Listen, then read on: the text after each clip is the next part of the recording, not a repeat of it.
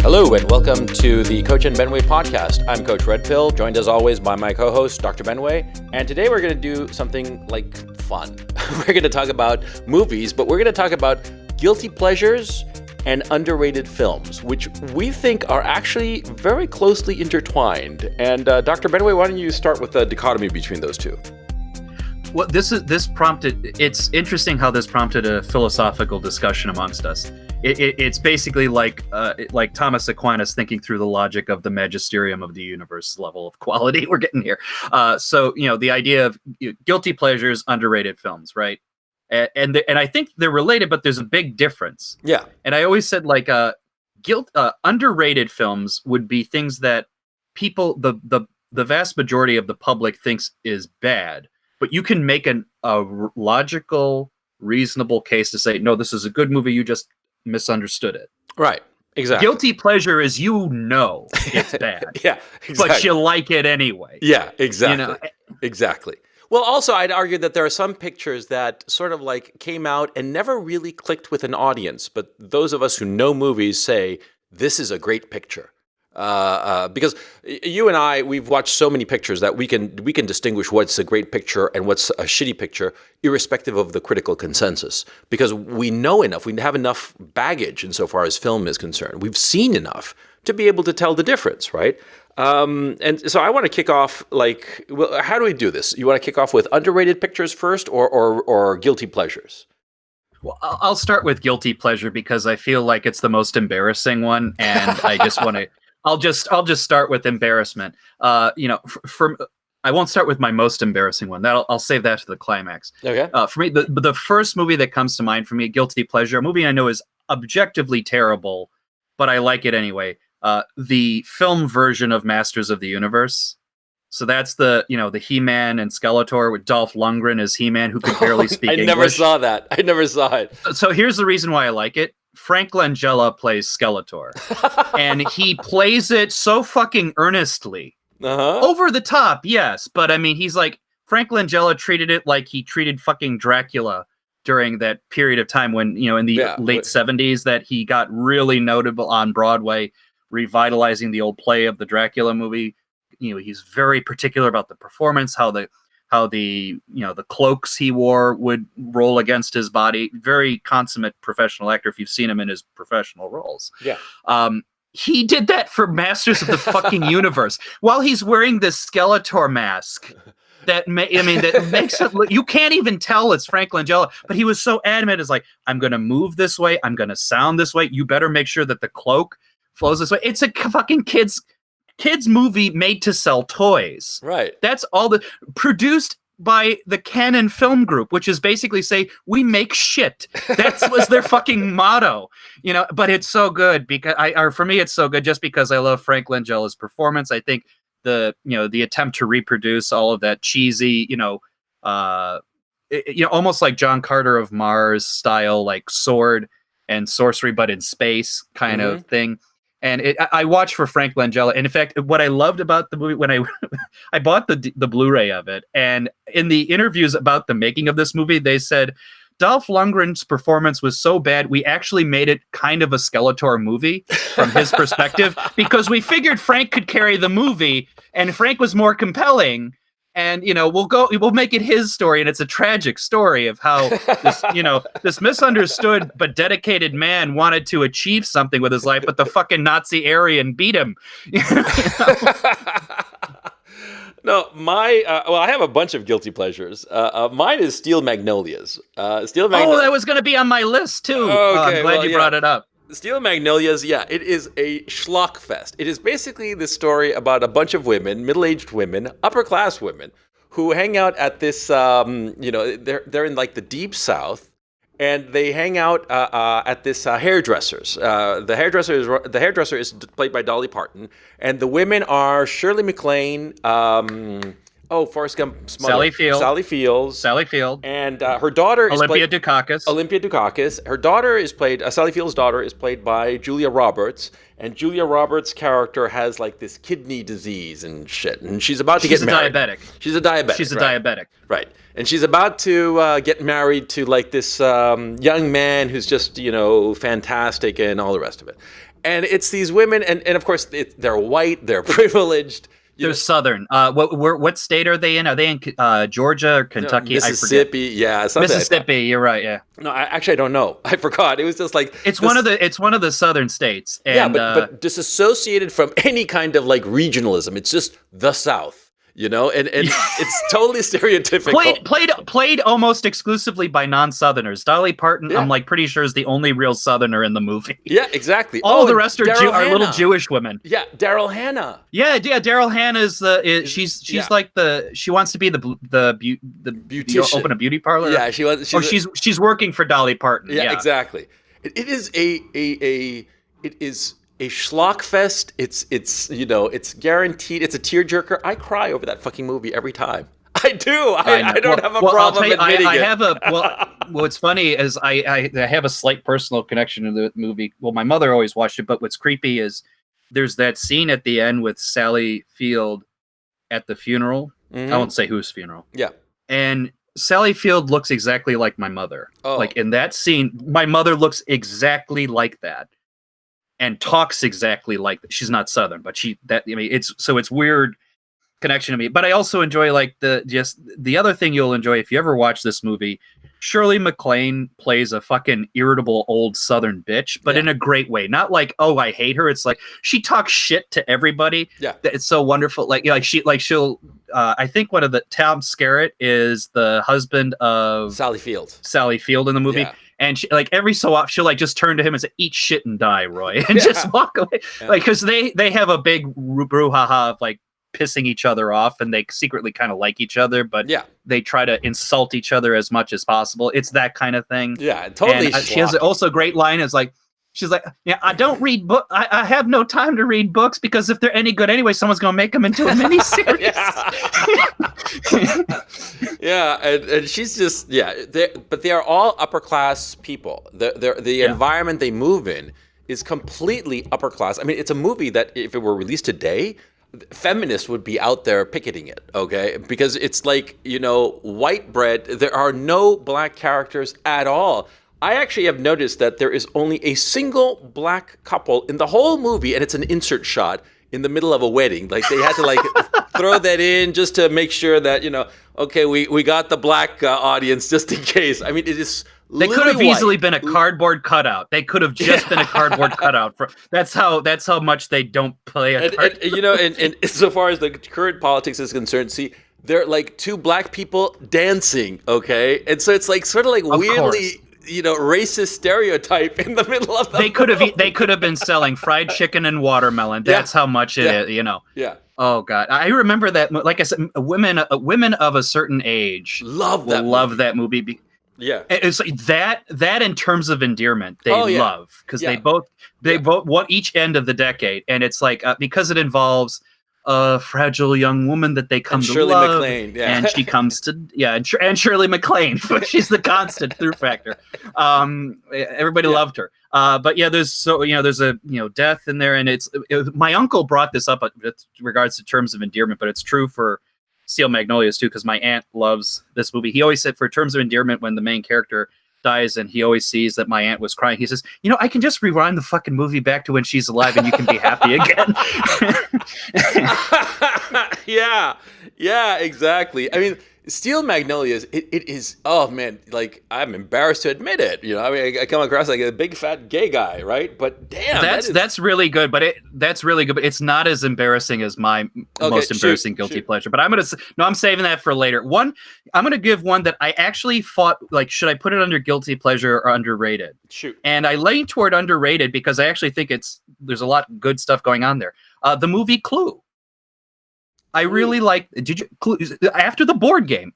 They literally made a movie in the mid '80s. Oh, I'm after thinking the of board Sleuth. game. I'm thinking. I got it confused with Sleuth. Yeah. Oh no! This is by all definition. If you come into a pitch, to say like this is the movie I want to make. It's the cliche of how stupid could Hollywood be? It's like, that board game Clue where you're literally different colored pieces trying to figure out if Colonel Mustard did it in the study with the candlestick. Yeah, that's a movie. Yeah, and it's like what the fuck? But think of the cast is amazing. You've got Tim Curry, Michael McKean.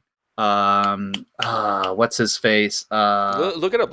Yeah, I mean, they're all good actors. Yeah, it's I don't remember. Christopher Lloyd. I watched it during the '80s, but it's sort of like and I just like moved on because like I guess like my super guilty pleasure is The Cutting Edge, the skating picture. Well, I've never even seen that. Oh, okay, so yeah. So go ahead.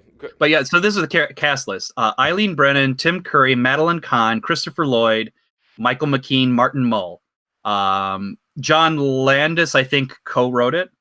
And it's literally the premise of the movie is that it's set in the 50s during the McCarthy scare. And they basically, the premise is all of the people, the characters who in the game are the prospective killers of Mr. Body in the game. It's a character in the show. He's blackmailing all of these people. One is, and they're all associated with weird Washington, D.C. politics. Like the Colonel Mustard character is being blackmailed for selling military secrets on the black market or military equipment on the black market.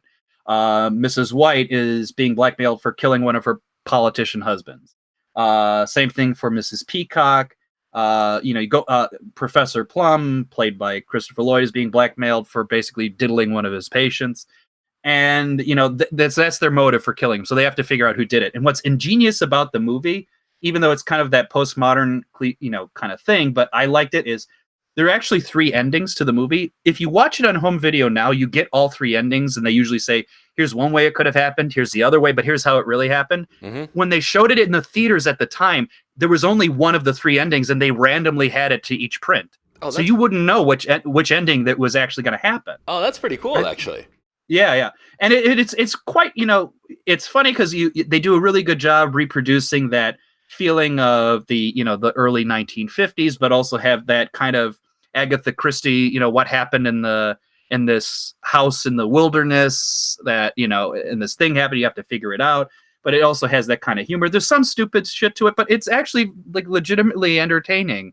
And I think it's getting more and more popular now. But I still think it's fairly kind of, what movie are you talking about? So I lean more towards underrated, but it's well worth checking out if you have a chance. Well, I remember the Killed by Death. Okay, but that was a Murdered by Death. Murdered by Death, and that's I like that one too. Yeah, I don't remember Clue, but I remember like Murder by Death. There was the vibe at the time that Clue was just a poor man's Murder by Death. And so because it had Peter Sellers, it had a bunch of actors, right? In Peter Sellers in Yellowface, that's another great movie. He's like, never he's basically playing a Chinese guy. Yeah, he's like, and he played the Chinese guy in the way that was cliched, which was he wouldn't say pronouns like cow on wall speak or what meaning of this? He says, and Truman Capote is like in it as like the guy hosting the thing, and Truman Capote is completely lushed out and doped on drugs through this whole movie, and he's making fun of the Chinese guy who's played by a non-Chinese guy, it's so much fun in it, and like Peter Falk is in it. Yeah, Peter Falcon is playing basically your Humphrey Bogart character, and there's or Columbo, and his Eileen Brennan actually is in both Clue and that movie, and she's his assistant. And there's that great scene where like it says like, why would you have a motive to kill the host? And they said, the character's name is Sam Diamond, which is a reference to Sam Spade. But she says, he picked up Sam in a gay bar. And he says, no, I was undercover, goddammit. And she says, every night of your life for the past 16 years. He says, I hate them queries. And he just like, it's so much fun. It's not as great as you'd think. I think it could have been funnier, but it's similar to Clue, which was, let's make fun of these kind of would you call them, like mystery story cliches and whatnot, and it's a lot of light fun. And well worth it. Well, my thinking of The Cutting Edge is it's a romance between it's directed by Paul Michael Glaser, of Starsky and Hutch fame, and written by Tony Gilroy, the guy who wrote the Jason Bourne pictures, right? And it was made in what was it, in 88, something like that? 92. Okay, so it's basically about this very temperamental girl. She's like the daughter of a very, very rich man, right? She has dreams of pair skating, right? Of being an Olympic champion in pair skating, figure skating, right? And she is just so temperamental and difficult to work with that every partner quits on her. Okay, now there's this hockey player who's just like the best skater in hockey, but he gets like some eye injury or something like that, and he simply can't see out of he doesn't have any peripheral vision, and therefore he can't play hockey anymore because he'll always be checked on that side, and that'll be that, right? And so he's got like no prospects. He's Canadian. He's a poor farm boy kind of thing. So this Russian trainer convinces him to go down and train to be a figure skater with the girl. The girl is played by Moira Kelly, right? And the guy is played by D.B. Sweeney. Now, these were actors who in the 80s and early 90s were like big, and they sort of faded from the scene. The picture is like this cliched romance, right? And of course, at the end, they get the gold. And in the Olympics, they win the gold in figure skating, and they do like this really dangerous thing. What is it called? It was like this move, the Tchaikovsky move or something like that. I mean, and before they realize they love each other. Oh yeah, well, it doesn't say here in the Wikipedia what was the name of the move, but call it the Tchaikovsky move or Sakharov move or something like that. It was like a Russian move that was like a death spiral, and anybody who tried to do it, somebody would always die or so dangerous. And of course they do it, and they win the gold, and they fall in love at the exact moment that they win the gold, and it's just like stupid and cheesy and so cliched. I mean, so by the numbers. It's like it was made in 92, but it's like a prototypical 80s romance, and for some reason, it fucking works as a movie. It works beautifully. You're always entertained. You're always like, oh, what's going to happen next? Even as you know what's going to happen next, even as the beats of the story are coming from like a mile away, you know what is going to happen. There is no uncertainty. I suppose this is what, the comfort food. This is what it is. It's comfort food, and it's sentimental and silly and not particularly well directed, to tell you the truth. I mean, not like groundbreaking. It's journeyman filmmaking, okay? But there's something about it that I find just deeply compelling. That I can sit there, I can catch it in the middle, I can catch it at any point, and I'll just sit and watch the whole thing because it's just. It just works. You know what I mean? And that's the magic of film. Well, what's funny is this movie went completely over my head. I had not even heard of this. In fact, I think of. I mean, I maybe if I watch it, I'll recognize it. But like Terry O'Quinn is the only name that I recognize outside of what you had mentioned. Tony Gilroy as the writer. I'm like, this completely bypassed me. I'm like, what the hell is? You're missing something good. The cutting edge. You got to see it. It's the cutting edge. It's a perfect shitty title too. Oh yeah. It's like this mediocre film on every level. It is mediocre. Okay. It's undistinguished in every way, but yet it works, which I find fascinating. Okay, that's the thing. I mean, you have to keep an open mind. Okay, it was made in 92. That's nearly 30 years ago now. And so, insofar as certain the sets and what have you, sure, it looks dated and all the rest of it. The cinematography looks dated. The look of the film looks dated. Sure, but it's never boring. Now, this is really hard, and I think that people don't give enough. A lot of filmmakers today don't give enough issue of this because they think that they have to cut things quickly. No. You don't have to cut quickly. You just have to be interesting. And this movie is entertaining the whole way through. Okay, there is not a single scene or a single moment where you're not wondering, what's going to happen next, what's going on. This is cool. This is fun. It grabs your attention every second. I think that's why I admire this picture in a way. I haven't seen it in a number of years. Maybe my tastes have changed radically, okay? But I remember watching it, I don't know, maybe 10, 15 years ago. And I remember thinking to myself, man, this is fucking good, because I was looking at it from a strictly entertainment point of view. It always delivers. Yeah, that's like That's one of my guilty pleasures. You got another one? Well, I got a good pair for that in the sense that like late 80s, and I think I lean this towards underrated as opposed to guilty. I actually think it's pretty good. To me, the best neglected buddy cop movie / action movie of the 80s is Tango and Cash. Oh, I really like Tango and Cash. Yeah, I remember that picture. Sure, yeah. But I feel like I can top you on that one. Tequila Sunrise. That was a better. Oh, I've not even. I think you've recommended it to me before, but Tango and Cash, for those of you who don't know, it's basically Sylvester Stallone and Kurt Russell as the buddy cops, and they're going against the great over organized Bond villain level drug dealers of L.A., which is the organization's run by Jack Palance. Yeah. In this most Jack Palance-esque role, and his two deputies are James Hong and Mark Alemo, who are known, for those of you who like these kinds of things. James Hong played Lo Pan in Big Trouble in Little China, and Mark Alemo, for those of you who like Star Trek, is Gul Dukat from Deep Space Nine. So you have three very well-known villains for schlocky people like me, who being dealt with by like I said, Sly Stallone, Kurt Russell, and you have little side actors like Robert Zadar and I think Brian James playing side villains, and it's just a fun little action movie that's so 80s. You can't, like, the synth music, the one-liners, all sorts of things, but it's directed by a legitimately great filmmaker. It's directed by Andrei Konchalovsky, I think, who is basically Nikita Mikhalkov's brother. And like the Mikhalkov family in Russia is one of the noble aristocratic artistic families. And he was famous for the film he made in the U.S., another underrated film, Runaway Train. He directed that one.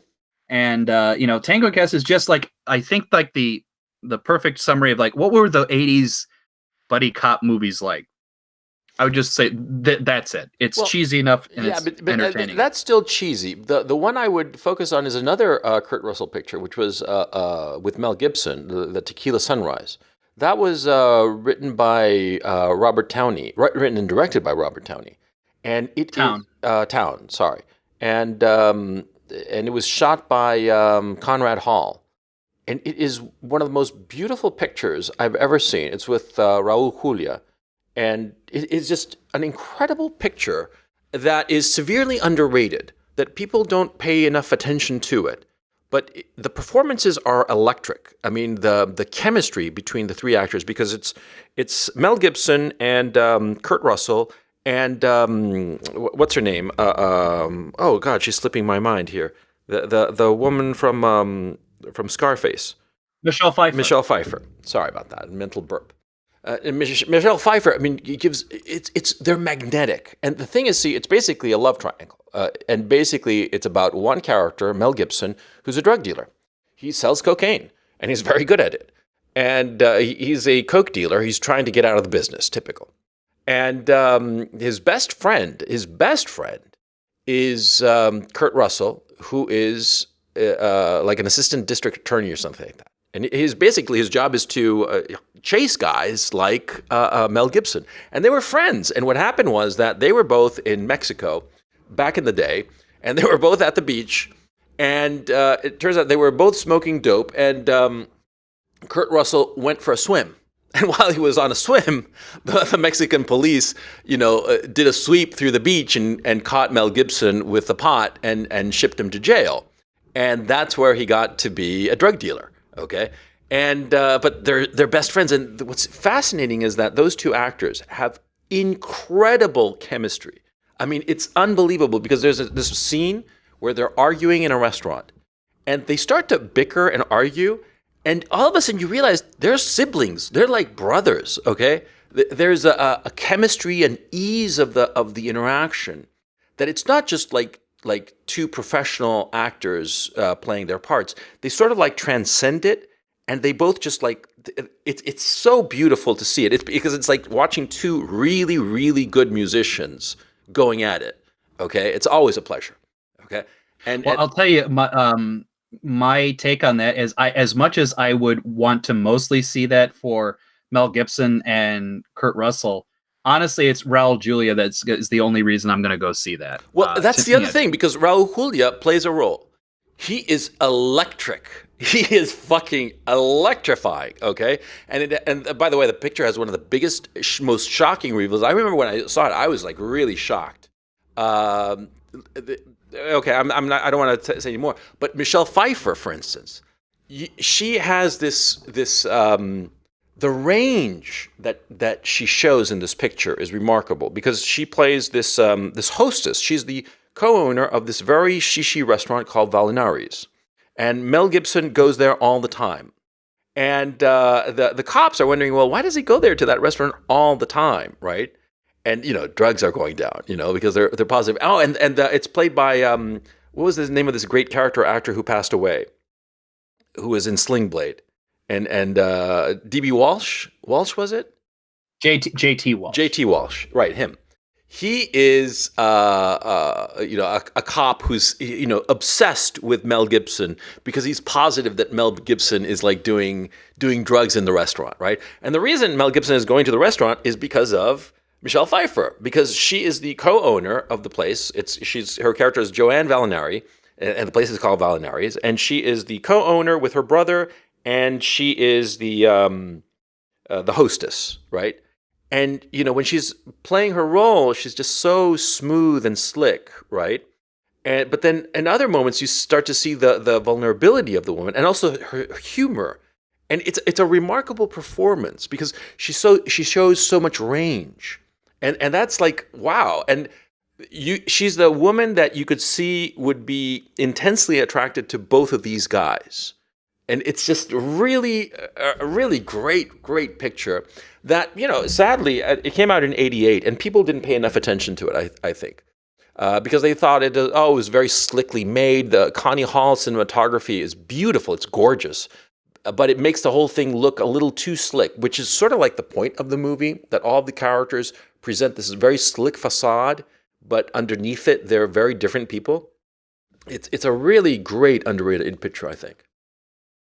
I would go see that. In fact, now that you've mentioned Raúl Julia, I wasn't planning on discussing this, but this is totally in like the guilty pleasure mode.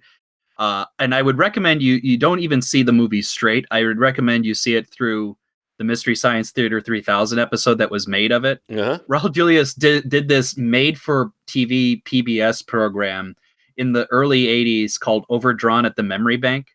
And it is basically like a really, really, really bad science fiction short story. Mm-hmm. So but it's like early Matrix stuff. So the premise is in a future dystopian world, basically the world is run by two corporations that are rivaling each other. Raúl Julia plays a character named Aram Fingal, and it's the most Jewish name ever, and it's Raúl Julia. And the joke they even had on Mystery Science Theater, it's like, yeah, Aram Fingal from San Juan, Puerto Rico, kind of thing. So he's a programmer at this place called Novacorp Corporation. He's literally just monitoring weather data, and to pass the time, he scrolls up cinemas, which is basically saying he watches movies when he's bored. And one of his favorite movie is Casablanca. Well, the corporation finds out about it and said, "Oh, you're fucking around too much. You have to have a mandatory rehabilitation at what's called like a Doppling center." And all that means is they take his consciousness, put it in a computer program. He pretends he's a fucking monkey to play around for a while, and then he's supposed to come out refreshed. Well, during this, he manages to fuck with the programming whilst in it, and populates himself in Casablanca. And he's playing basically the Humphrey Bogart character, but he's also playing himself. It's so stupid and so poorly made, but it's like so bad it's funny. Mm-hmm. And like, I really recommend, if you do watch it, watch the MST3K Mystery Science Theater 3000 episode of it, because you're just going to see like, this is a legitimately good actor who at this time was already known for being good. Yeah. And it's like, how the fuck did he get into this? And he's acting his fucking heart out. Yeah. There was a thing about Raúl Julia, was that he was an exceptional actor, and he always gave 100%. He did the Mario Brothers picture, I think, and even in that picture, which I think is his last picture, Yeah, he Oh gave no me no his no no! all. He was Street Fighter was Street his last Fighter, yeah, picture, yeah. and he's playing M Bison. Basically, M Bison, for those of you who know the game and the anime around it, is this hulking, gigantic, over buff military creature, Mm-hmm. and Raul Julia is playing this as a man dying of cancer. Yeah. Basically, and he's so thin and gangly, but he's like, fuck it. My kids love Street Fighter. I'm going to be Bison for them, and I'm going to make them happy, and I'm going to give this goddamn performance. Yeah. And he does. Yeah. And it's a bad movie, but you love Raul Julia. Well, Everything Raul Julia did, I want to see. Well, the Addams Family Pictures, half the pleasure was watching. He was so good. Yeah, he was so good. Brilliant. I mean, it's a real tragedy that I passed away. But I wanted to move into another picture that this is an underrated picture that I have that I think a lot of people are going to, just shut off the podcast now and take their MP3 player and throw it in disgust when I say this. I think one of the most brilliant pictures ever made, okay, and if you look at it in the right way, was Hudson Hawk, the Bruce Willis picture. Oh no, I'm not shocked. I'm not shocked that you picked this one. Yeah. No, you should go into it. Yeah, because Hudson Hawk, okay, for those of you who don't know, in the, I think it was the late 90s or something like that. Let me just look it up real quick. Early 90s. Early 90s, like 91. The picture, what's his name? Bruce Willis was on the top of the heap, right? He'd just done Die Hard and I think Die Hard 2, and he just made a pile of money for the studios, right? So they let him do his ego project, the vanity project, the whatever project he wanted. And he decided to do Hudson Hawk. Now, he picked Michael Lehman to be the director of this picture. And it was produced by Joel Silver. Lehman was the guy who directed Heathers, okay? A very sensitive director, very intelligent director, but it's kind of weak, which I think was sort of like the point, because Bruce Willis came up with a story. It was a story that he and his story partner, guy called Robert Kraft, I don't know who he is, came up with it, and it was the story, and they passed it along to these screenwriters. The story is this.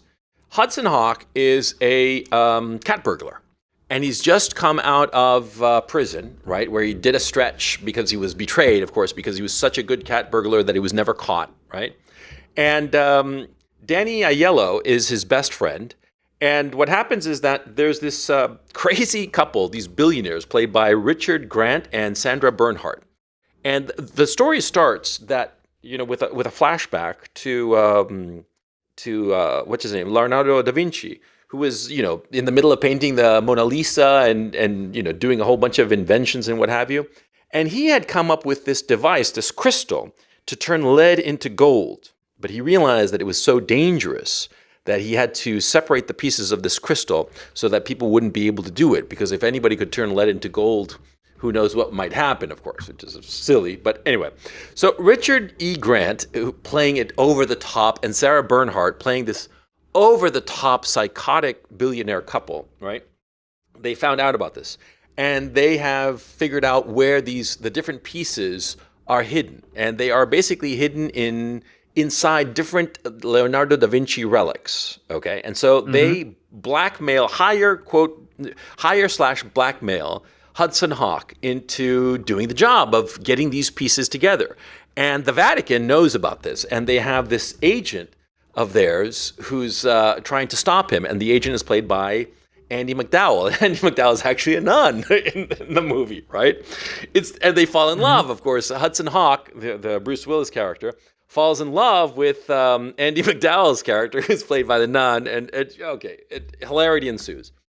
The thing is, the picture is, I believe, the closest anybody's ever made to a Thomas Pynchon movie, even surpassing the actual adaptation of the Thomas Pynchon movie by P.T. Anderson. What was the name of that picture?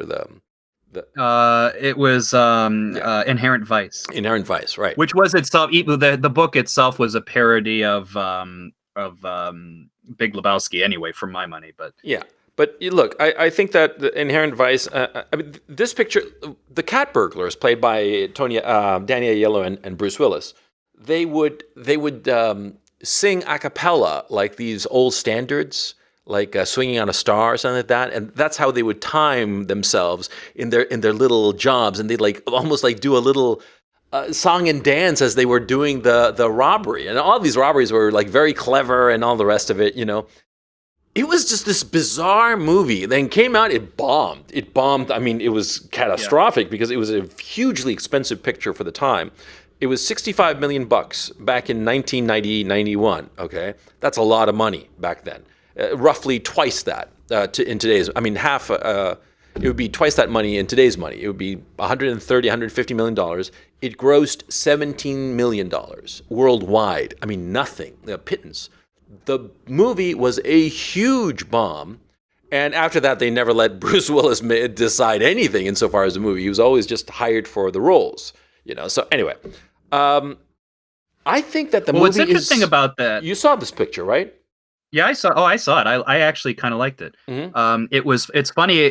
This movie in my mind gets lumped often with like Ishtar in terms of those vanity projects that really went off the fucking rails in terms of comedy. Yeah.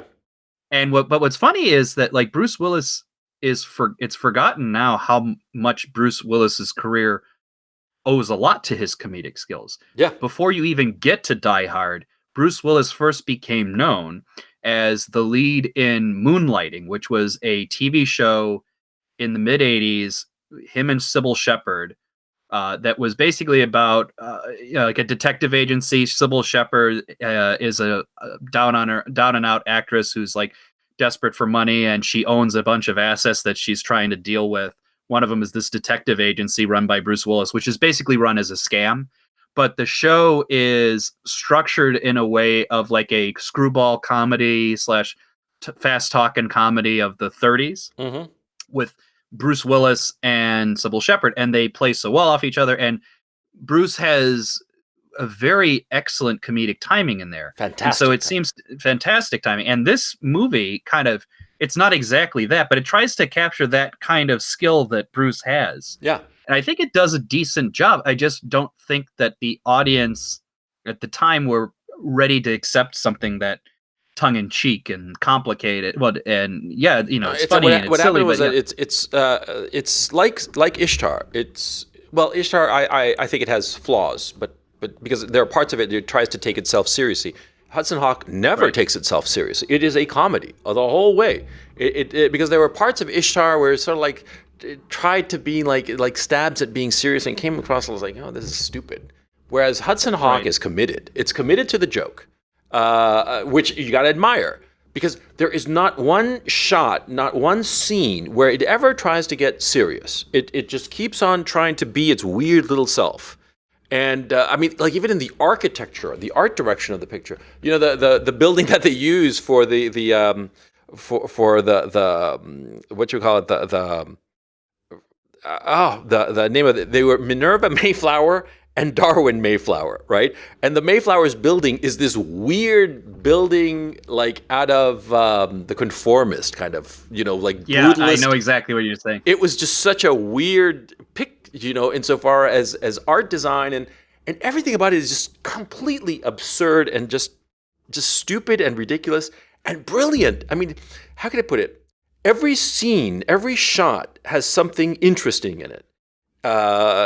It's not just that it's expensively made, which it is, but it's interesting. And the characters, it's got James Coburn, it's got Richard Grant and Sandra Bernhard as the Mayflowers. It's got David Caruso as Kit Kat. He was the mute assassin, right? It's got just a bunch of really good actors because a lot of them, it's sort of like people that you don't know their names, but you've seen their faces, you know them. Everybody is just really good. And isn't Steve Martin in it? Steve Martin. Oh no, it's a different Steve Martin. Oh yeah. But Frank Stallone is in it. Frank Stallone is He's at the beginning of the he was in the prison with him. Yeah, he was the guy yelling at him as he goes out. Yeah, look, it's fucking hilarious, the whole thing, and it's just it's kind of like it's weird because it's a picture that I think is just really really good, but everybody thinks it's awful. I'm definitely in the minority opinion, but the argument I would make is that first of all, it's always entertaining. It's always entertaining. There's not a second where it's not. I think that probably the The problem with it is that there's a certain smugness that is a little bit annoying, because that's a problem with Bruce Willis. Sometimes he's so cool that he becomes smug. He's never been cool like Steve McQueen, who is effortlessly cool, unselfconsciously cool.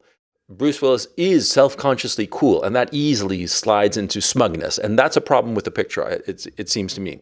There are some scenes that are just fantastic. I mean, like slapstick, and like when he falls out of the ambulance and he's strapped to a gurney, and he's going down the highway there in New Jersey, the New Jersey Turnpike, right?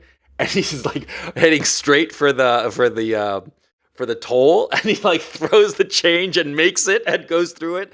It's just so hilarious. And they're like, there are these girls in a car who are watching them, and they're driving at like 50 miles an hour. The girls are in the car. The guy is in a gurney, right? Going 50 miles an hour down the New Jersey Turnpike. And the girls say, they're laughing, are you going to die, mister? And it's just so absurd and so entertaining and interesting all the time. And it has that postmodern vibe of like anything can happen, because that's the thing I like the most about it. There's the sense that anything at all can happen, no matter how absurd. We might throw it at you, and they do. And that's I appreciate movies about it, because it's I actually think I can top you in terms of the most Pynchon-esque movie ever made, which is, and it's similar to Hudson Hawk in terms of it's the type of movie, if you give to a marketer and they say, here, this is going to be successful, go market it. They look at it and they say, oh, fuck. How am I going to sell what this is? Adventures of Buckaroo Banzai Across the Eighth Dimension. Oh, yeah. That is even more Pynchon-esque. And I hesitated to include it because I think people have come around to seeing how good it is. Yeah. But that was another movie. It's like, so for those of you not in the know, mid-'80s, Adventures of Buckaroo Banzai Across the Eighth Dimension. Here's your lovely cast list: Peter Weller, John Lithgow, Jeff Goldblum, Christopher Lloyd, Vincent Schiavelli. Go down the list. The premise of the matter is Buckaroo Banzai, which is the Peter Weller character, is think like the ultimate scientist / rock star / surgeon. Yeah. It's meant to be over the top. Like, he's good at everything he does. And it starts off at he's working on this experiment to basically, more or less, it's by accident discovers trans-dimensional transportation. Mm-hmm. And in so doing, he encounters aliens in this other dimension. They're the lectroids. There are two types of lectroids: the red lectroids and the black lectroids. The red guys are the bad lectroids. The black ones are the good guys. And in so doing, he discovers that there is a conspiracy of these black lectroids to basically, if not take over the Earth, at least try to fuck with it by rescuing their trapped comrades who are stuck in this alternate dimension by the black lectroids who've put them in there. And their leader, Dr. Emilio Lizardo, who was basically basically an Italian fascist scientist, but when he went through the dimension, he was taken over, like almost like possessed, by the leader of the red lectroids, John Warfin. I think that when in a Jamaican accent, which is what the black lectroids have, they can call him John Warfiend, like a war fiend, as that. And the premise of the story, what you find out, is that Orson Welles' broadcast of War of the Worlds wasn't really a fake or a prank pulled on people. He was actually noticing the invasion of the red lectroids of the United States, and they will all work in New Jersey at this place called Yoyodyne Propulsion Systems, which is a overt direct quote of Thomas Pynchon. Yeah. And what's great is, basically after all of this has been noted and Peter Weller's Buckaroo Banzai is aware of it. Basically, Dr. Lizardo, who, like I said, has been possessed and is in a mental institution now, realizes what's going on, and he gets rescued by his red lectroid friends, and they're trying to build their great spaceship. And he's basically pulling like a over the top Mussolini impression as he's trying. It's like, we would go home to the great voyage and seize power once again. It's like, where are we going? Planet 10, when? Real soon. And and hilarity ensues. I mean, It takes itself seriously enough, but not too seriously. Yeah. And you've recognized bits of this, like Wes Anderson has Galaxy Quest steals a lot from it. Wes Anderson's end of his Life Aquatic with Steve Zissou when everybody's walking up the screen and they're doing their thing. That's directly quoted from the end of Buckaroo Banzai. So many great performances. So many I don't know what the fuck is going on. It's but if you're hip and you're paying attention, you'll love it. But it's not a movie that you can easily articulate what's going on. It's you got to go with the vibe. And it just works so well. Like Hudson Hawk, frankly. They feel like of a pair. Yeah, I remember Buckaroo Banzai. It didn't have that big of an impact on me. I don't recall why. Probably because at the time, a lot of the references just went over my head. And I haven't seen it since it came out, to tell you the truth, back in '84. But I remember the vibe of it. It was just wacky, okay? It was just weird. But here's the thing. What's interesting is that I wonder who decides to make these pictures, because nobody's going to go see them. They're too weird. I'm looking at the numbers on Buckaroo Banzai. It had a $17 million budget, and it only raked in $6.3 million. And that's a loss. I mean, remember, box office is what's gotten at the box office. The actual producers get half, if not less, of that sum. So they must have gotten maybe $2 to $3 million. I mean, $15 million loss on a $17 million picture. That must have fucking hurt. But there's that. How can I put it? Hudson Hawk was never going to be a success. Just conceptually, it's going to be a failure. That it is just not going to fly with the audience, and yet they made it anyway. I don't quite understand how that happens. Okay, because just from the get-go, there are some stories that you're iffy about, like Star Wars. Star Wars. If you'd told somebody what the pitch is, and of course it didn't exist, you'd say to yourself, no, I don't think that's going to be a particularly good picture or a successful picture. It's going to be a little bit, it won't quite fly. But it did. Maybe that's the thing, that there are some pictures that, beforehand, lots of pictures that beforehand, they seem a little too weird. But after the fact, after they succeed or fail, it's obvious. But I don't know. You see what I'm saying? That sometimes I think, yeah. Go ahead. Yeah, I mean, I think what sometimes happens with these weird movies is that you just have the luck of convincing one guy powerful enough to just say, yeah, just push it through. Yeah. I'm looking at the development of Buckaroo Banzai. So the writer and director, the writer is Earl Mac Rausch and the director is W.D. Richter. They knew each other at Dartmouth. Mm-hmm. And I think as time went along, they both were coming to LA. They knew the story was kind of going and they liked it. And I think Earl Mac Rausch wrote a number of stories with this character. Mm-hmm. And eventually, they were looking for projects to do, and each had a little bit of success here and there.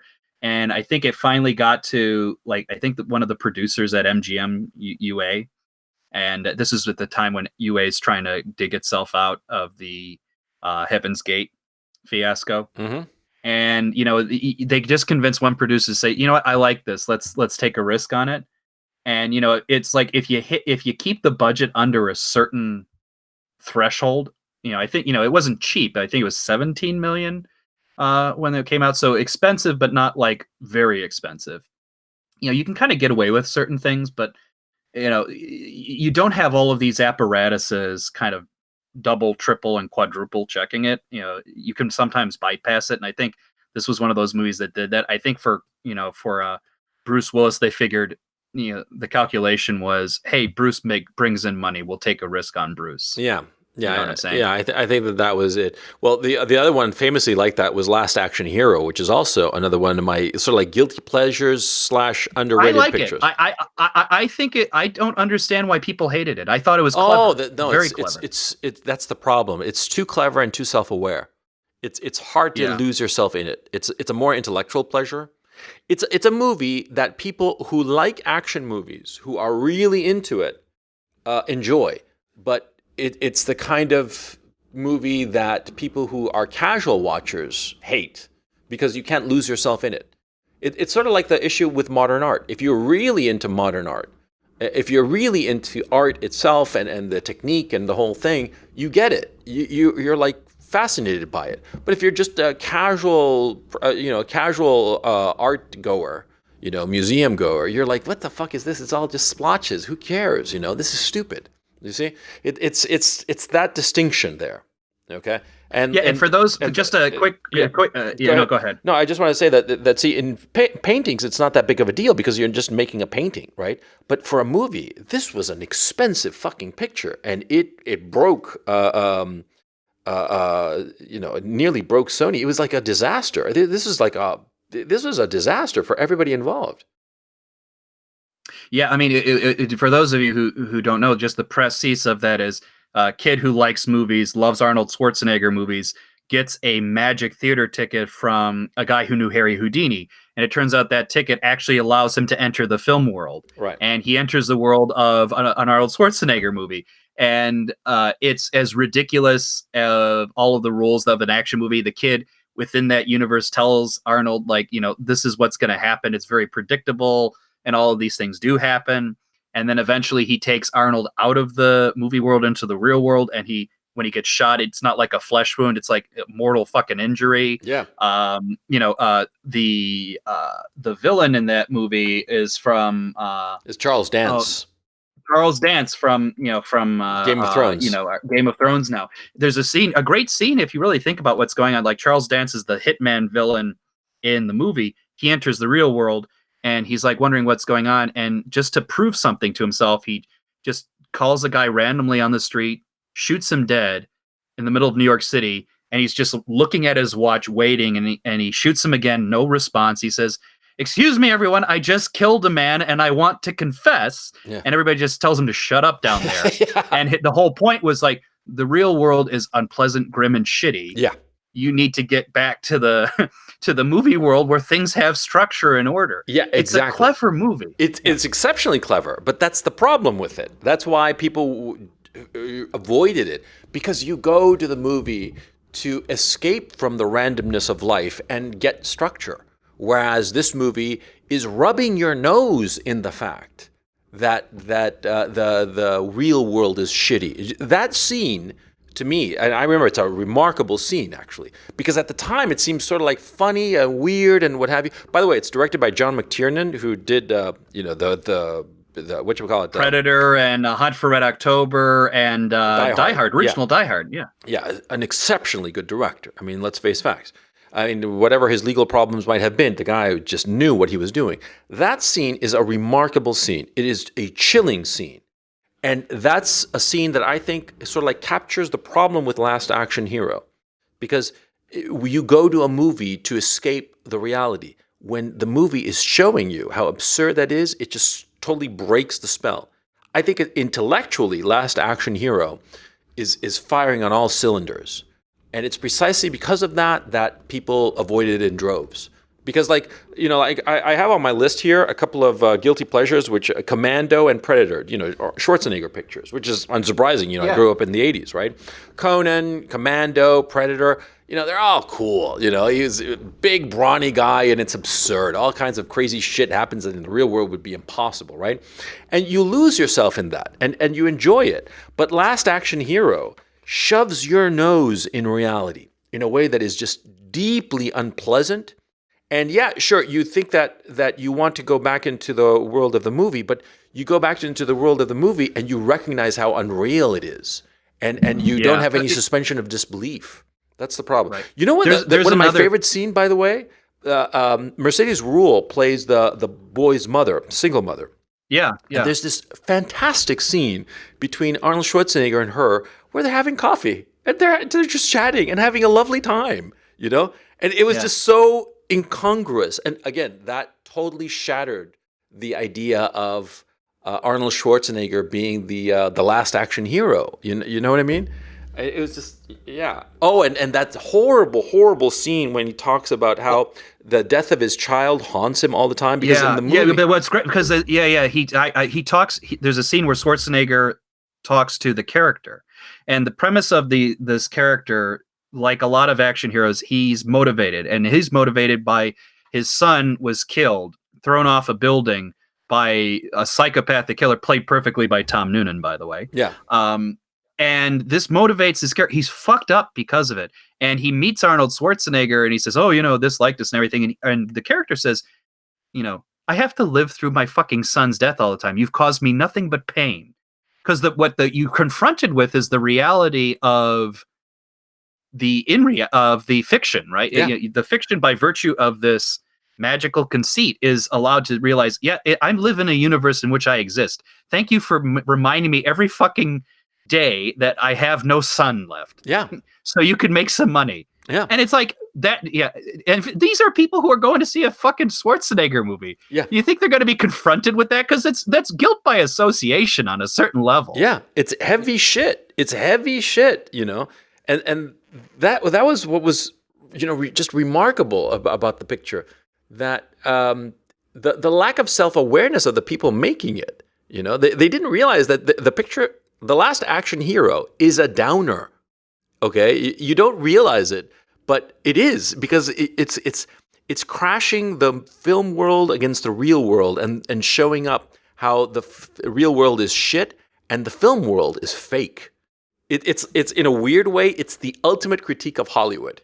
You know, I mean, It really is. Well, it's and we may be giving across like this movie is just so dour, but it has the funniest sequence of Arnold Schwarzenegger ever put on film. And that is Arnold, the kid is watching, you know, he loves these Arnold movies, but then he's in school watching the Laurence Olivier version of Hamlet. And so in boredom and in reverie, he envisions what Hamlet would be like if Arnold Schwarzenegger was Hamlet. And it's basically, it's absurd. Like, it becomes an action movie. You know, it defies the premise of Hamlet as an inactive character of self-reflection. And it's just Arnold going around like, you know, hey, Claudius, you killed my father. Big mistake. He throws him out a fucking window, and then it's like, you know, he does like, and then all of a sudden he's on a horse with a machine gun, killing all these medieval guards in medieval Denmark. And then the scene ends like he's on a horse. He has a cigar in his mouth. He takes out a Zippo lighter and says, "To be or not to be, not to be," and the whole castle explodes. Yeah. It's the best action sequence ever filmed. The funniest thing you will ever encounter. Yeah. You can find it online. I guarantee you find that clip online. There is great humor in it. Or there's another scene where F. Murray Abraham is in it, and the kid knows it's F. Murray Abraham. It says, he's clearly the villain. It's like, well, how do you know? It's F. Murray Abraham. He killed Mozart. What do you mean? You know, Amadeus it won 8 Oscars. And they said, and Schwarzenegger goes to Murray Abraham as a character in the film. He's like, you said you killed Mozart. Who? Who? Zard. And his response is like, I kill a lot of people. I can't remember. It was very, very funny. Yeah. I mean, it's a movie that gives you a lot to think about, like another one, but now it's sort of like everybody talks about it, which is Starship Trooper. But I don't want to talk about it because it's been talked to death, whereas nobody talks about Last Action Hero or Hudson Hawk. Those two pictures are the ones that are like, that's pictures that bombed, that flopped, that everybody hated them. And you look at them and you're like, the people making these pictures were really fucking clever. Because, like, look, I look at Hudson Hawk and Last Action Hero, and I think of Heathers. And Heathers, the same thing. It was a very, very intelligent picture. And you think to yourself, you know, just a few little turns of the knob here and there, and it would have been a disastrous picture, right? Oh, by the way, another guilty pleasure that I also think is a great picture is Revenge of the Nerds.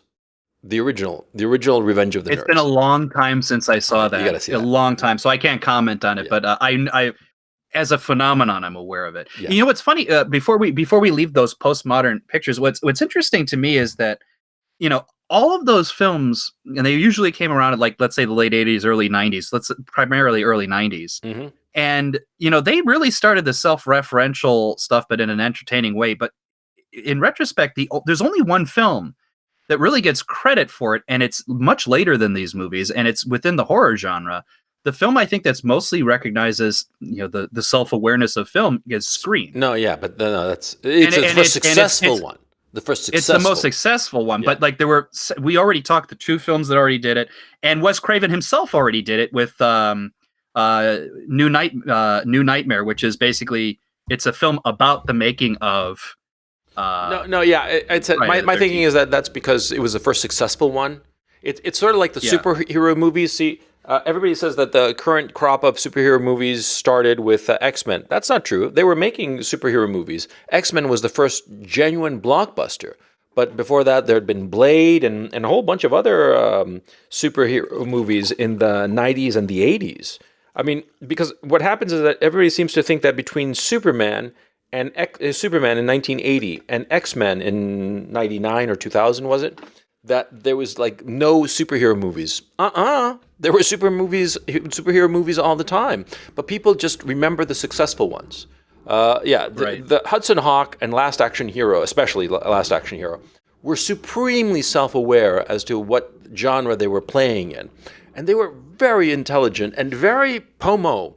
But the problem is that that kind of intelligence and that kind of sophistication just goes against the instinct of most casual moviegoers. And remember, most moviegoers are casual moviegoers. They're just going there for a laugh and have a good time and to forget about their troubles for a bit. And I remember that Charles Dance scene. It really had an impact on me when I saw it. I was like, Jesus Christ, this is really heavy shit. And also the kid, when that whole sequence about his son, and he has to live with the fact that his son had died. And at the time, of course, I was a kid myself, in the sense I was like 20 something. But now as a grown man, I mean, at the time it had an impact of me. And now as a grown man with children of my own, it would have an even bigger impact of me. It would make me not want to watch it. You know what I mean? And I think, that's the problem with the picture.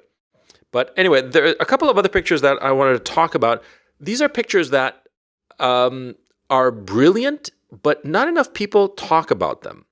They sort of like, they're underappreciated. It's not that they're underrated. Everybody recognizes that they're brilliant, but people don't talk about them enough or think about them enough.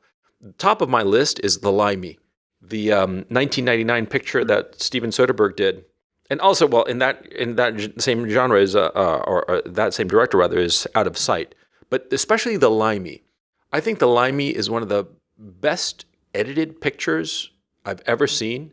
It's just incredible insofar as the editing is concerned. And I think that the performances are brilliant. Everything is great. You remember the Limey? I actually never saw it, and it's a shame because I like Steven Soderbergh. I like Terrence Stamp a lot. Yeah. Look, for those of you who don't know, the Limey is basically about Terrence Stamp, who plays this thief who just came out of prison, right? And he's British, of course, and he goes to L.A. because he's looking for the man he believes murdered his daughter. Because the word is that his daughter died in a car accident, and he doesn't buy that for a second. So he goes to L.A. to find the murderer and settle scores. It's a revenge picture, right? And he hooks up with Luis Guzman, who's a taxi driver, right? He's a taxi driver who also did time in prison, right? And he was friends with his daughter. And it's so funny. It's so L.A. because, at one point, Terrence Stamp this is at the beginning of the movie, he's asking Luis Guzman, well, how did you and my daughter know each other? Because it's obvious, because she was this very, very attractive young woman. And Luis Guzman, all due respect, is Luis Guzman, right? And on top of that, he was a convict, right? And so he has this, and Luis Guzman gives the best, most LA reason for these two people who never would have met, why they met. He says, oh, we were in acting class together. Of course they would. Yeah. It's LA, of course. I mean, and that answer, just toss away line. It's just like obvious, okay? And the whole movie is so LA. Okay, he hooks up the Limey, the Terrence Stamp character, hooks up with Leslie Ann Warren, who's this acting coach. She used to be a big actress, and now she's just an acting coach because that's the work. And she mostly handles child actors. And she was the teacher at the acting class, right, where Luis Guzman met his daughter. And eventually he finds out that his daughter's boyfriend was a guy called, played by Peter Fonda, okay? And he was much older. And you realize that, Peter Fonda is like this music producer kind of guy, and he's sort of like they say, he rides the zeitgeist. That's the expression that they use. And something happened, okay? And it's not too clear what happened, okay? But, the Limey wants to find out what's what, and he does. And it's fundamentally a simple story. It is incredibly well edited. The editing of it is just, it's remarkable. I mean, people talked about it at the time when it came out because it was completely unorthodox because the shots, you see shots, okay, and you hear dialogue, and you don't know where the dialogue is coming from, or what time is the shot that you're looking at. And because, for instance, you see the Limey sitting in an airplane, and he has this weird expression, and you don't know what's has the story happened already, or is it starting? Okay, there are scenes. For instance, there's this long conversation between the Limey and Leslie Ann Warren. I mean, Terrence Stamp's character and Leslie Ann Warren's character, and it's one conversation, but it takes place in like 2 or 3 different locations, and it keeps flipping between the locations. Their interior in her apartment or exterior walking down the street. The conversation is fluid, right? But it hopscotches, between these locations. It's like they're walking along the beach at some point on like a boardwalk by the beach, and they're having a conversation by the gate of her apartment, and also in the interior of her apartment. And the conversation is just so interestingly edited. And what's interesting is that there's no rush, and yet even though there's no rush, the editing is just quite, I would say, a leisurely pace. Really, there's no quick cutting or anything of the sort. There's this, you can't look away. It's just like electrifying. I really regret that I haven't seen this. I mean, well, first off, I think Steven Soderbergh is one of the rare, or at least was one of the rare filmmakers where he could simultaneously do, like, I'll do the big production for you, the perfect Hollywood film, and I'll do this experimental thing for me.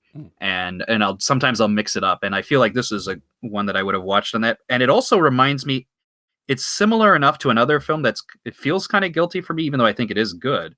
It came around the same time, 8mm. Did you ever watch that? I didn't like that one. Yeah.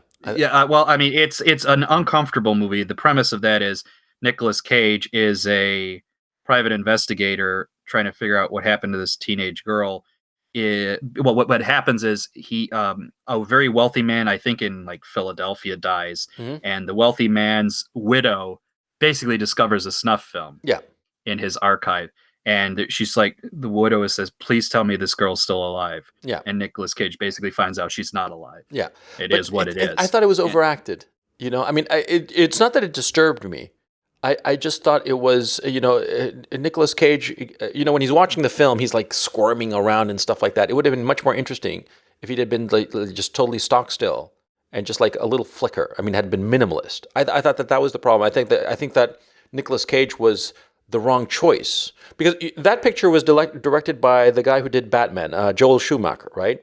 But there's another. But Joel Schumacher is such a weird guy. Like, he'll do Batman with the nipples on the costume, but he'll also do Falling Down. Yeah, exactly. There's another Joel Schumacher picture that I think is better than that, better than 8mm, and also severely underrated, which is Phone Booth. I thought Phone Booth was a remarkable picture. And just the economy of just using a single location. I mean, like, you guys know that my Coach Red Pill videos, it's just a single location. And so that's why I have a soft spot for films that use a single location effectively. And Phone Booth does that in spades. He's just in the phone booth for the whole picture. And the picture is 90 minutes long. And I think that is a very underrated ability, to be able to make a single location interesting and have it so that things are compelling without having to go and do something. The compelling things come to him. I thought that was, frankly, a better picture than 8mm. Well, TV calls them bottle pictures because you could literally film them in a bottle, kind of thing. I think the difference is I have the taste that accepts Nicolas Cage's acting style. I think it's a matter of taste to whether or not you. Oh, no. Because hold on a second. Because I also think, as a guilty pleasure, I love Nicolas Cage's overacting in Wicker Man, which is an objectively bad movie. I haven't seen it. It's really good. I mean, and also, like, Nicolas Cage was also in the one new movie this year that I actually legitimately really loved. I finally saw Mandy, which was the follow-up movie to the director who did. How was it? I'm not going to see it. Black Rainbow. It's really good, exceptionally good. It really captures a sort of, now that's a Cormac McCarthy inspired tale of like madness in the American wilderness with synth music and vibrant color. And it's Nick Cage is very Nick Cagey in it, not like ridiculous, but certainly cagey. And I just really approve of that style, and I think it worked in 8mm. It's odd because it's still Nick Cage, and you just don't. You're like, oh, it's like Nick Cage. You don't think of it's an investigator played by Nick Cage. It's like, oh, Nick Cage happens to be an investigator today, which is fine. In some instances, I think that's fine enough. I think 8mm works that way. Well, the two pictures that I would always pair, even though they were made by different directors, is Jackie Brown and Out of Sight. I think that those pictures are underrated, but I think that I think that nobody who knows films ignores them, because people ignore the Limey, which I don't understand. But people don't ignore Out of Sight or Jackie Brown. They weren't commercially successful, but they're remarkable pictures. Yeah. So yeah. But I was going to say more about them, but as I'm realizing I'm talking myself out of discussing them in detail, because they are pictures that everybody who knows films, American films, knows Jackie Brown and knows Out of Sight, knows the Michael Keaton's dual role. He plays the same character in both pictures, and he plays them of a piece. It fits. It fits in a way, because what's interesting is that not only does he play both characters, the same character in both pictures, but he plays different facets of the same character in the two pictures. Because his role in Jackie Brown is that he's the cop. He's the ATF agent. He's trying to bring down the Samuel Jackson character. Whereas in Out of Sight, he's the boyfriend of one of the characters, the main character, right? And the situation there is not so good, and it's really interesting performance, and it's a really interesting pairing of movies. But at the time they were unsuccessful, and at the time I saw them when they came out. Especially, I was very disappointed that Out of Sight did so poorly, because I thought it was brilliant. I thought everything about it was terrific. I thought that George Clooney and Jennifer Lopez had an electric chemistry. And I was really disappointed that it did so poorly at the box office, because I thought it was a picture that more people should have seen. But then over the years, there's just this critical consensus that, that was a great picture, and Jackie Brown was a great picture. Also, I think it had to do with the fact that Steven Soderbergh's career took off after Out of Sight, because Steven Soderbergh was really going down the toilet when he made Out of Sight. But after that, he did Traffic, he did Aaron Brockovich. Yeah, well, because before that, he was more or less an independent filmmaker who got a lot of street cred for Sex, Lies, and Videotape, and kind of did experimental odd films for a while through the 90s. And like you said, he had a triple play of Traffic, Aaron Brockovich, and Ocean's 11. Yeah, right out of the gate in the early 2000s, and then he kind of got to another level. Yeah.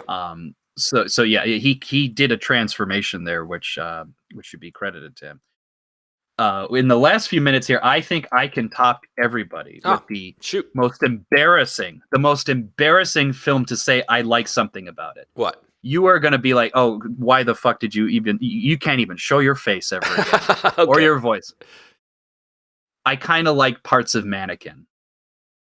Mannequin? Which one was that? So Mannequin is... Mannequin is from the late 80s, and it involves Andrew McCarthy and Kim Cattrall. And the premise is... Yes, I love that picture. The premise is... Here's the premise. It's so stupid, me telling you this premise, because it is stupid. In ancient Egypt, Kim Cattrall, it's going to be good. Yeah. Just by starting that way. In ancient Egypt, everything is good. Yeah. Apparently, an ancient Egyptian woman called Emma, or Ima, or Emmy, as she likes to be called, the princess of the pharaoh, does not want to be wed to whomever. And so she, I guess, asked the gods for some sort of help. And the gods' form of help is to say, okay, we will transform you into this mannequin that Andrew McCarthy creates in a mannequin factory. And he kind of falls in love with you. And he's out in a job and eventually starts working at the mall where you are located. And because he loves you so much, his love makes you real, but only in front of him. And they're going around the mall having sex, but when when people see him and her together, she turns back into a mannequin. And it's like, what the fuck? It's so stupid. And here's the best part. This isn't even the most exciting premise. You thought, oh, this is so stupid. How can you keep your eyes off it? Well, let me top it for you.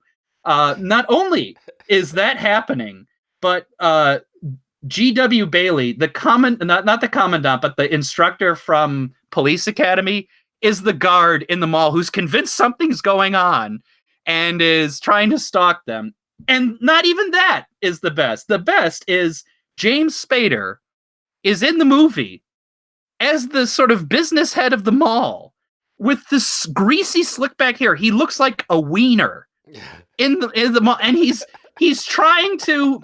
I can't even explain this. He's trying to basically fuck over the mall's business so he can sell it or get it sold to a rival mall owner so that he could do more. And he does so but I don't know how he does so. But basically, it's a horrible picture. Yeah, the mall is survived because Andrew McCarthy and Kim Cattrall make such wonderful window displays with these mannequins. Yeah. And you may think I've talked about the most absurd part.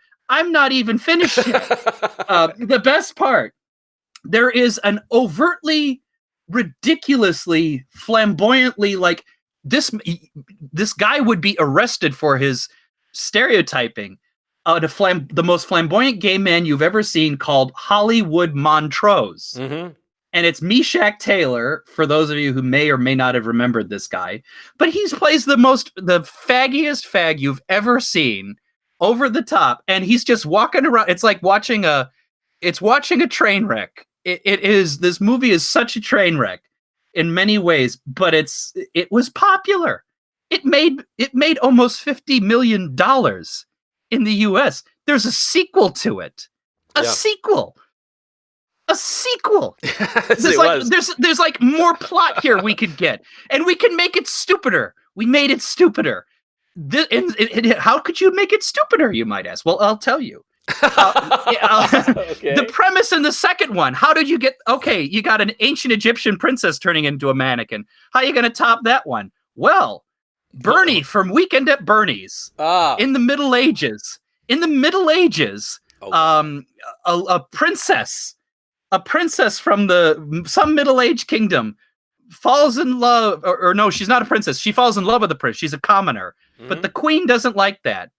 And so to deal with it, she has her sorcerer, said Bernie from Weekend at Bernie's, give her a necklace that turns her into a mannequin. How the hell in medieval times is there a store mannequin and that's a curse? You tell me, because I don't know. Well, the question would apply. How is it possible that in ancient Egypt there were mannequins? You know what I'm saying? Look, that is. I mean, aside from the absurdity of the picture, what's interesting about the picture is that it was a total marketing movie. Okay, I'm looking at I remember watching that movie and I loved it. I thought it was just hilarious. I thought Kim Cattrall was hot. I mean, just totally bangable, right? And the movie was, for all intents and purposes, I'm reading here Wikipedia. The film was made based on the marketing principles of noted Hollywood market researcher Joseph Farrell, who served as an executive producer. The film was specifically designed to appeal to target demographics. McCarthy, though not a star, what's his name? Andrew McCarthy, though not a star, this is right before the Brat Pack pictures, right? Was cast after tests of his films showed that he strongly appealed to girls, the target audience. Yeah, I mean, this was a cash grab. I don't have a problem with the cash grab. That's perfectly fine. And what I find just wildly amusing about Mannequin is that it was, again, like the cutting edge, like what we started off this podcast with. It was entertaining. The whole way through, it was entertaining. Because, it was designed for teenage girls. And you look at certain pictures, like Titanic, for instance. That's the sine qua non. Titanic was designed for teenage girls because James Cameron, he doesn't make movies, he designs them, He looks at movies as basically, how can I use this cool technology to make a shitload ton of money? And he demos his pictures, right?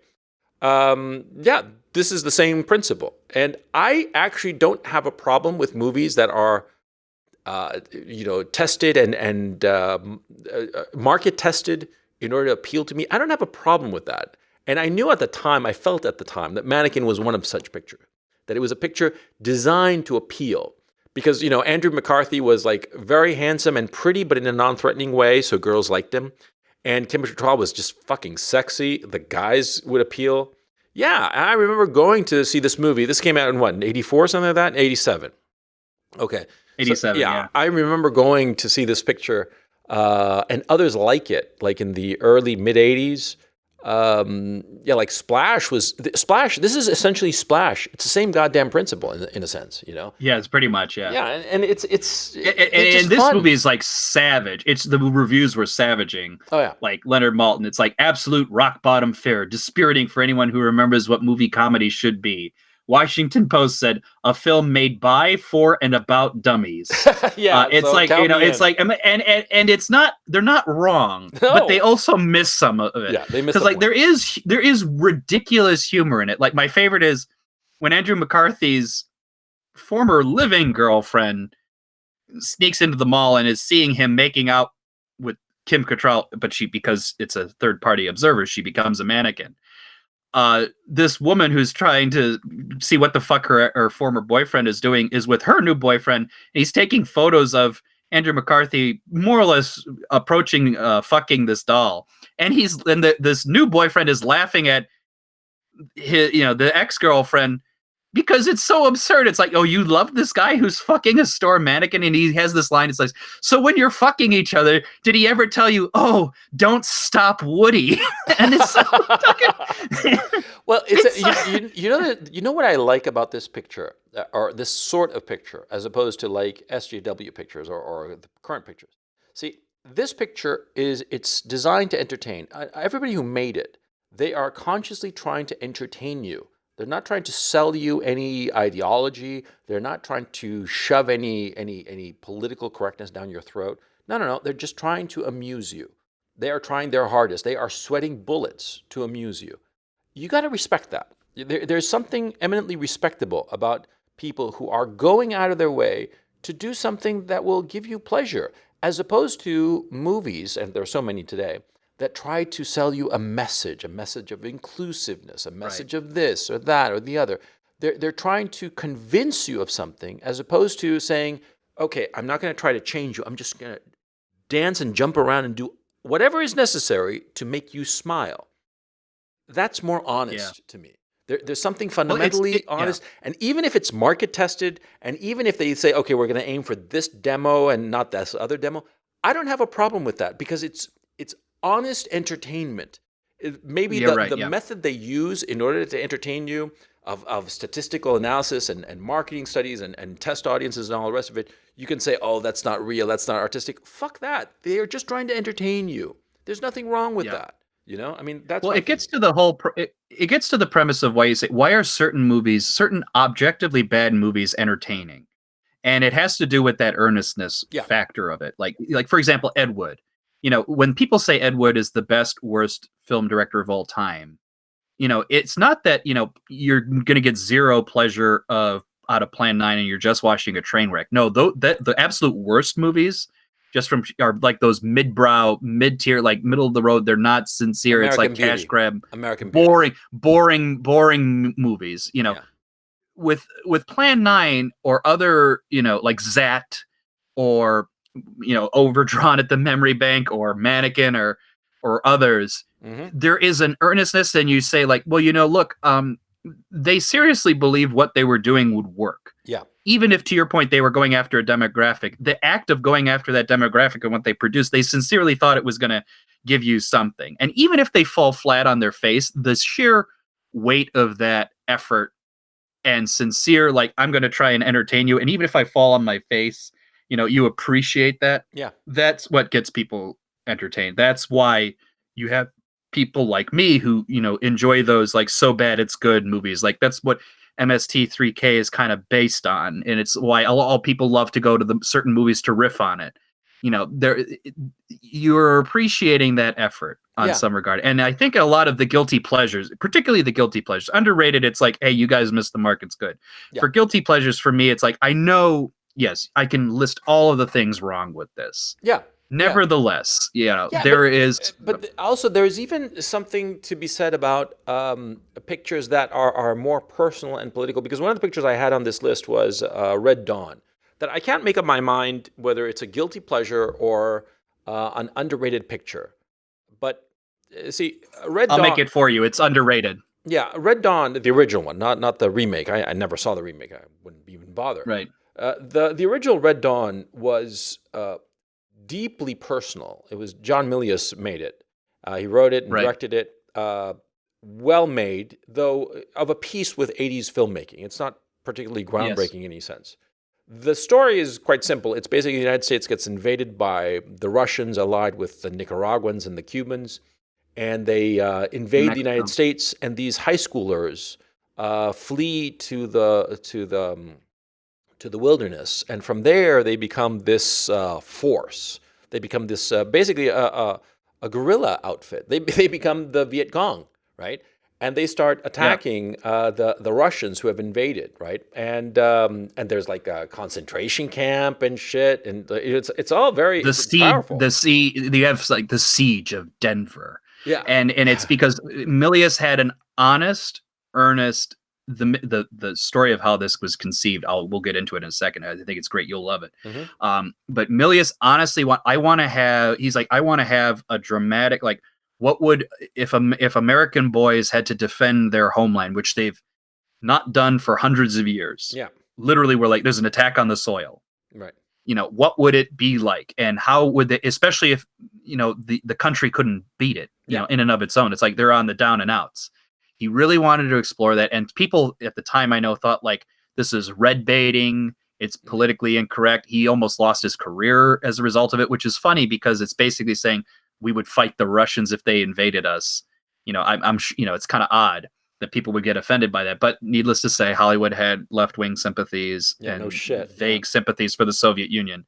There you have it. And the funny thing is, now I'll tell you where the origin of this movie came from, the logic by it. Mm-hmm. Alexander Haig, the former Secretary of State. He was in Nixon's, I think, he was chief of staff before that. Yeah. Vietnam so Alexander Haig, I think was, he was like on the board of one of the film studios or related things, whatever reason. And Milius was hanging out with him, and they together conceived of, if the Soviet Union were to invade the U.S., how would it happen? And if they were successful, how would it happen? And they worked together to figure out, well, they'd probably ally with, be it Mexico or Nicaragua. They'd have people coming in from the south and an invasion from the west, and they'd probably try to figure out ways of doing this, that, or the other. So they conceived of it. And you have a real general trying to figure out how it would happen. And the little story I have in it that I always love, it's not directly related to the movie, but it's a great, like, John Milius, Alexander Haig story. When Milius was first met Haig and they were talking, he noticed that Haig was smoking Cuban cigars. Mm-hmm. And he said, General Haig, why are you smoking communist products? And Haig took out a new Cuban cigar, lit it up, and say, John, we're burning their crops to the ground. Yeah, but I think that what's interesting about the Milius picture, the Red Dawn, and by the way, I'm just realizing now that it was originally written by Kevin Reynolds. Kevin Reynolds famously directed Waterworld and famously got fired by Kevin Costner. Yeah, that's kind of interesting, actually. Anyway, the point is, see, Milius's picture was, how could I put this? It's very personal. It's what he honestly thought, but in a way that was not market tested. Or no, let me phrase this.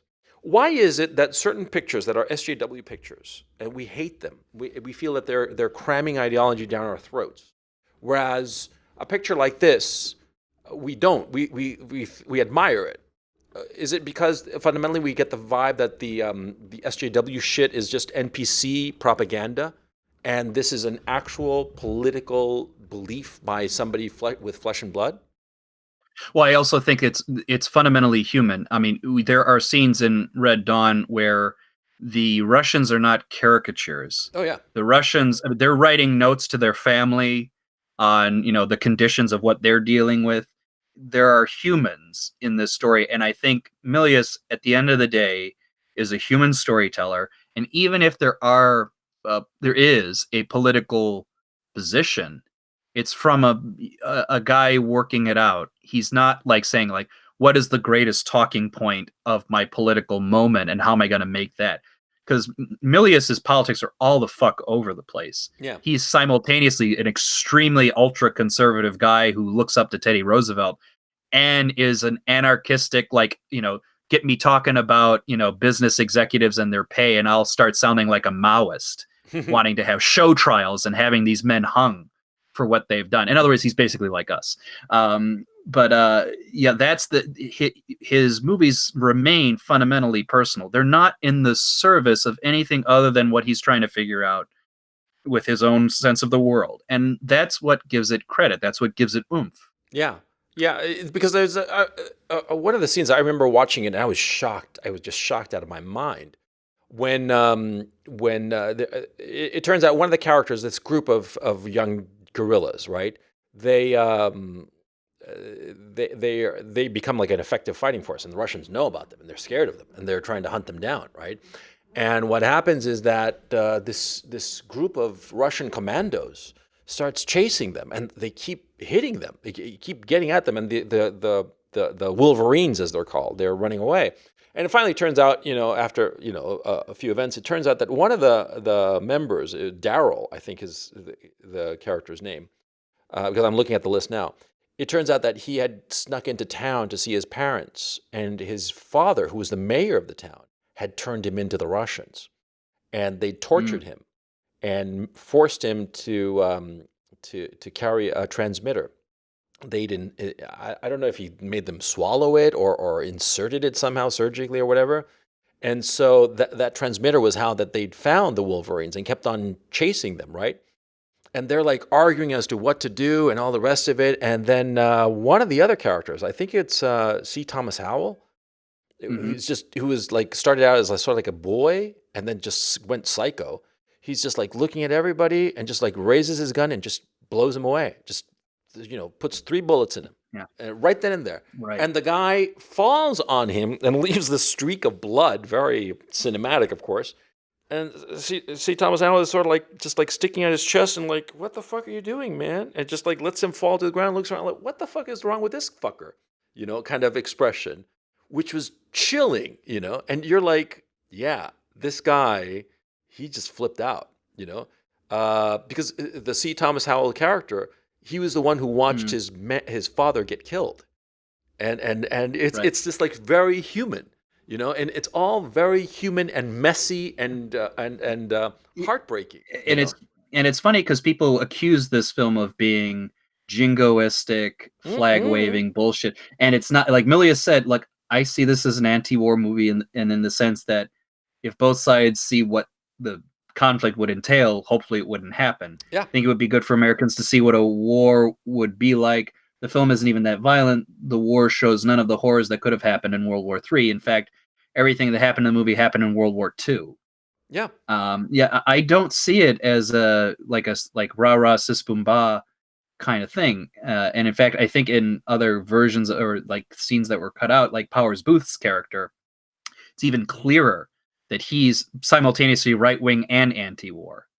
And I think they kind of trimmed that down a bit. But, you do get that vibe with this movie, that this movie isn't about like, hey, we're just going to go kill some Russians. No. Which is actually, like one movie I actually do have a moral problem with. We'll get to it at a later episode. Charlie Wilson's War basically does that. If you ever saw that movie. No, I haven't seen it yet, actually. That's a movie that celebrates killing Russians, and I'm disgusted with it. But yeah, I mean, that's I think we've really gone over on this one. But what I hope to take away from this, other than it's just being fun, I love talking about shit like this, and I think you got a sense of that.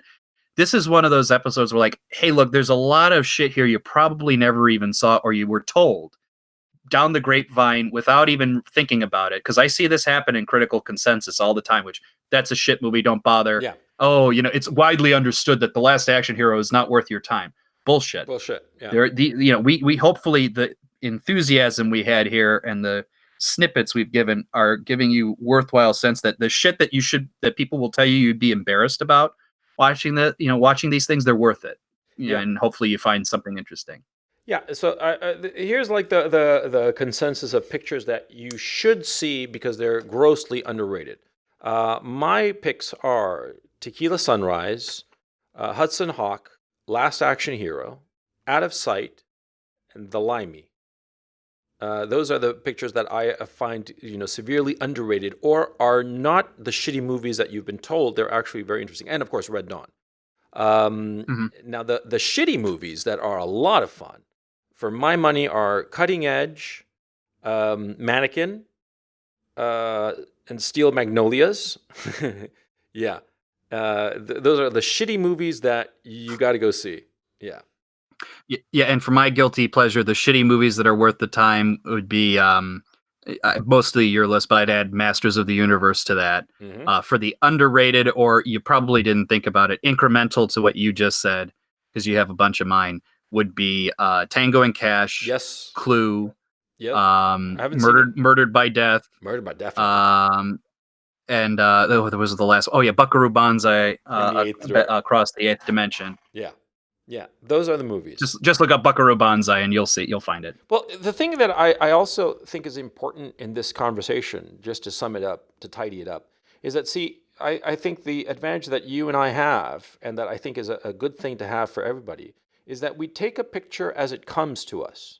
We don't pay attention to the critical consensus. We look at the picture, and if it's good, great. If it's not, it's not. We pay attention to what other people are saying about it, but we don't allow our own tastes to be dictated by what other people are saying about it. And what I've noticed a lot of times is that people shit on a picture for no real reason or for the wrong reasons. They shit on the picture because they think it's going to be bad or whatever, but they're not really looking at the picture, okay? Or they think it's going to be uninteresting. And a lot of times these pictures are very interesting, just in a way that is not expected. Like Hudson Hawk, I think it's a really interesting picture. It's just not a blockbuster like it wanted to be, but it's an altogether different picture that, not because of it, is less valuable. You know what I mean? Yeah, exactly. Well, I think there's just too much tendency for people to it's almost like how folklore gets made. It's like, people think that, the critical consensus is like, this is the worst movie by this guy, or this is a forgettable movie.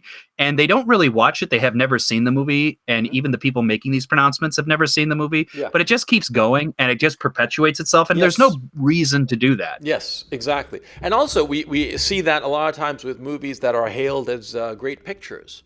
And that later you're like, what the hell? Why is this such a great movie? And you're like, it's not a great movie. I mean, there are a lot of movies that are kind of like celebrated as masterpieces, or, well, not masterpieces. They're celebrated as the great movies, and they're kind of pathetic. We were actually debating about doing an episode about overrated pictures, but then we're not going to do it because the thing is, it'd basically be shitting on other pictures. And both Benway and I discussed it, and we figured that would be wrong to be doing an episode where we basically shit on other people's work.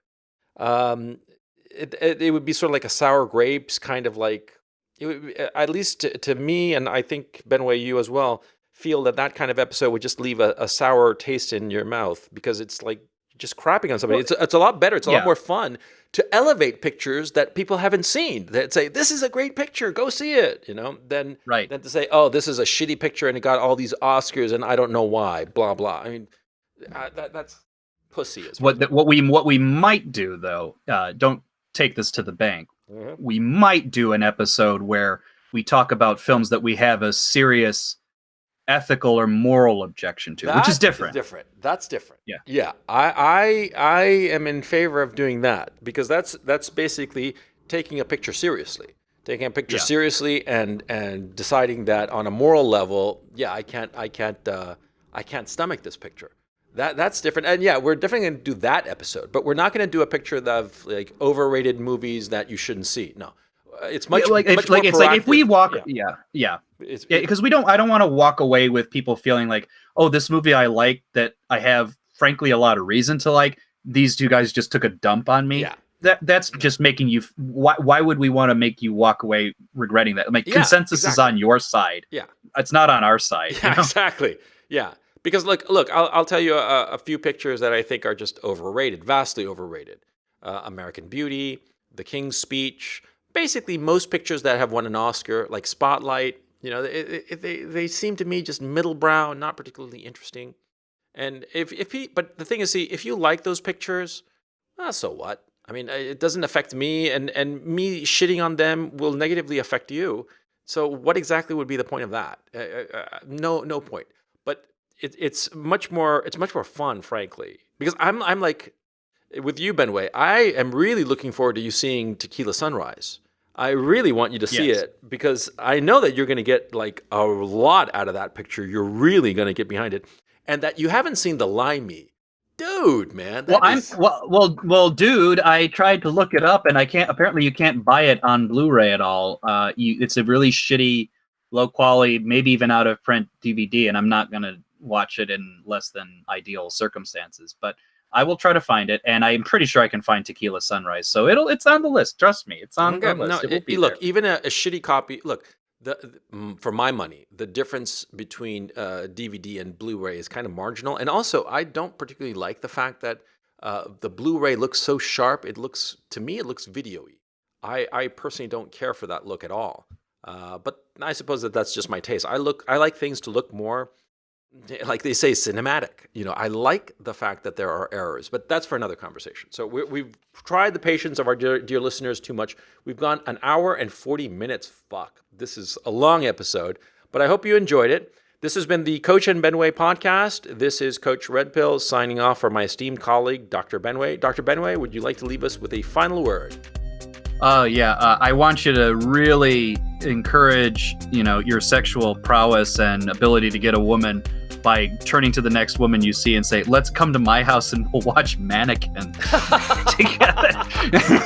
see how many women show up and stick it out when you bring that one up. If you get a woman and she sticks it out for the whole thing, she's a keeper. She's a keeper. Okay. Yeah. And so on that cheerful note, we'll see you next time. Take it easy. Okay, later.